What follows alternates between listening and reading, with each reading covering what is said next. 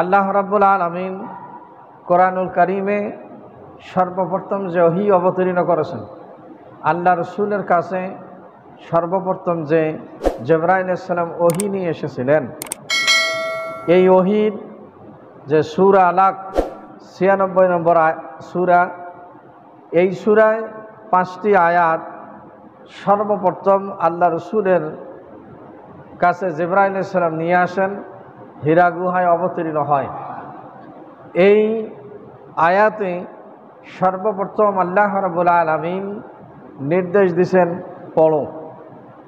আর এই ওহী নাজিলের প্রেক্ষাপট যেটা বুখারী শরীফে এসেছে কিতাবুল ওহীর মধ্যে, আল্লাহ নবী যখন ৪০ বছর বয়সে উপনীত হলেন, ২৫ বছর বয়সে খাদিজাতুল কুবরা রাদিয়াল্লাহু তাআলা আনহাকে বিবাহ করেছিলেন।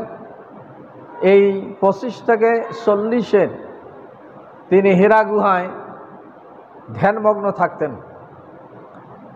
আর খাদিজাতুল কুবরা রাদিয়াল্লাহু তাআলা আনহা মাঝে মাঝে তার জন্য খাদ্য সামগ্রী পাঠাইয়া দিতেন, নিজে যাইতেন, সাক্ষাৎ করতেন।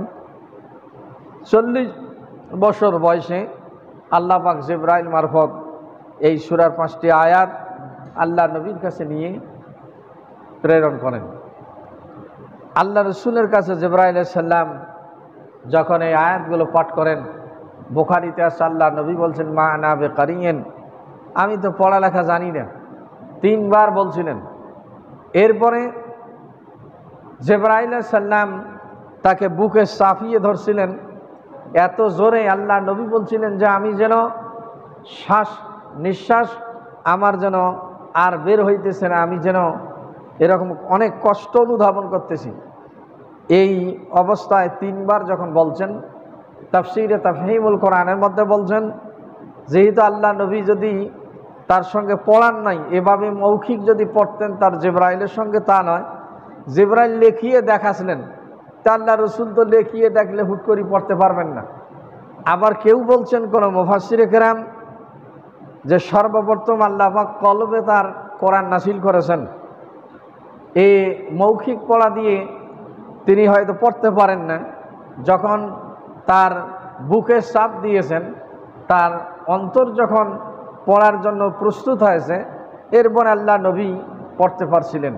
আল্লাহ পাক সর্বপ্রথম সেই পড়ার কথা বলছেন। আল্লাহ রাব্বুল আলামিন বলেন, ইকরা বিসমি রাব্বিকাল্লাযী খলাক, ইকরা, হে রাসূল আপনি পাঠ করুন, পড়ুন, বিসমি রাব্বিকা, আপনার রবের নামে, আল্লাযী খলাক, যিনি আপনাকে সৃজন করেছেন, তার নামে আপনি পাঠ করুন, তার নামে আপনি পড়ুন। খলাকাল ইনসানা মিন আলাক, তিনি মানুষকে জমাট বাঁধা রক্ত থেকে সৃষ্টি করেছেন।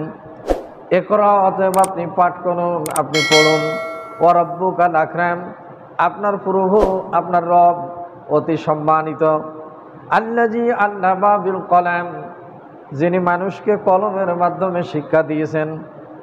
আল্লামাল ইনসানা মা লাম ইয়ালাম, তিনি মানুষকে শিক্ষা দিয়েছেন যা মানুষ জানতো না। জোরে বলি সুবহানাল্লাহ। আল্লাহ রাব্বুল আলামিন এই আয়াতগুলো যখন অবতীর্ণ করেন, মাঝখানে কিছুদিন ওহী আসা বন্ধ ছিল। আর বাড়িতে যাই আল্লাহ রসুল খাদিজাতুল কুবরা রাদিয়াল্লাহু তাআলা আনহাকে বলছিলেন, ইয়া খাদিজা জাম্বিলুনি জাম্বিলুনি, হে খাদিজা তুমি আমাকে চাদর দ্বারা এরকম জড়িয়ে নাও। আর খাদিজাতুল কুবরা রাদিয়াল্লাহু তাআলা আনহা বলছিলেন যে আপনার কি হয়েছে? বলে, এমন এক ভীত সন্ত্রস্ত আমি অনুধাবন করতেছি, এমন এক ব্যক্তি আমার কাছে আগমন করেছিলেন, যিনি আসমান এবং জমিন দাঁড়ায়ছিলেন, আমার বুকের মধ্যে চাপ প্রয়োগ করেছেন এবং আমাকে এই আয়াতগুলো পাঠ করার কথা বলছিলেন। বুখারীতে আছে। এরপরে খাদিজাতুল কুবরা রাদিয়াল্লাহু তাআলা আনহা আল্লাহর নবীকে নিয়ে তার চাচাতো ভাই ওয়ারাকা ইবনে নওফেল, এই ওয়ারাকা বিন নওফেলের কাছে নিয়ে গেছিলেন। ওয়ারাকা বিন নওফেলের কাছে যখন নিয়ে গেলেন, এই ঘটনাগুলো আল্লাহ রসুল সব খুলিয়ে বললেন। তখন ওয়ারাকা বিন নওফেল বলছিলেন, হাজা নামুস, হাজা জিবরাইল, ইনি হচ্ছে ফেরেশতা জিবরাইল। জোরে বলি সুবহানাল্লাহ।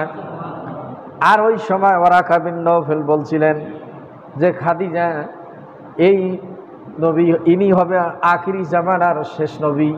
জিবরাইল আলাইহিস সালাম তার কাছে ওহী নিয়ে আসছিলেন। এই দিনেই খাদিজাতুল কুবরা রাদিয়াল্লাহু তাআলা আনহা আল্লাহর নবীর উপর সর্বপ্রথম ঈমান আনছিলেন। জোরে বলি সুবহানাল্লাহ।